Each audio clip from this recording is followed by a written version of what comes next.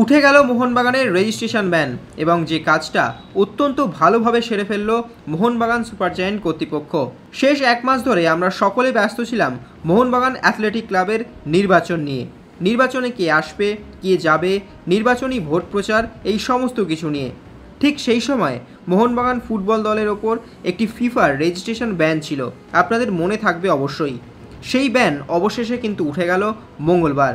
Club জুড়ে যখন নির্বাচনের দামামা চলছিল, ঠিক তখন নীরবে নিঃশব্দে সেই নির্বাচনটি যাতে উঠে যায় সেই বিষয়ে কাজ চালাচ্ছিল মোহনবাগান সুপার জায়ান্ট ম্যানেজমেন্ট। সূত্রের খবর, তারা এই বিষয়ে 108 পাতার একটি চিঠি পাঠিয়েছিল ফিফাকে এবং ফিফা তাতে সন্তুষ্ট হয়ে আজীবনের জন্য অন্তত মোহনবাগানের রেজিস্ট্রেশন নিয়ে এই নির্বাসন তুলে নিয়েছে।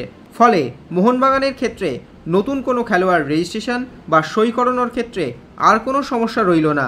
প্রসঙ্গত 2023 সালে এ লিগের ক্লাব সেন্ট্রাল কোস্ট মেরিনার্স থেকে জেসন কামিংসকে সই করিয়েছিল মোহনবাগান। জানা গিয়েছিল সেই সময় ট্রান্সফার ফির পুরো টাকাটাই পরিশোধ করেছিল এই মরশুমের লিগ শিল্ড ও আইএসএল কাপ জয়ী দল। কিন্তু প্রশিক্ষণ সংক্রান্ত টাকা মেটানো নিয়ে সমস্যা ছিল, যেটা পুরনো ক্লাবের প্রাপ্য। তবে মোহনবাগান থেকে একাধিকবার সেই টাকা পরিশোধের চেষ্টা করা হয়েছিল, কিন্তু প্রযুক্তিগত কারণে গোটা প্রক্রিয়াটি নির্ধারিত সময়ের মধ্যে করতে পারেনি। সেই কারণেই সাময়িকভাবে জাতীয় স্তরের ফুটবলার সই করাতে পারেনি মোহনবাগান। কিন্তু আপাতত সেই ব্যান উঠে গেল। এখন দেখার ট্রান্সফার উইন্ডোতে কোন কোন খেলোয়াড়দের সই করায় মোহনবাগান। Extra time.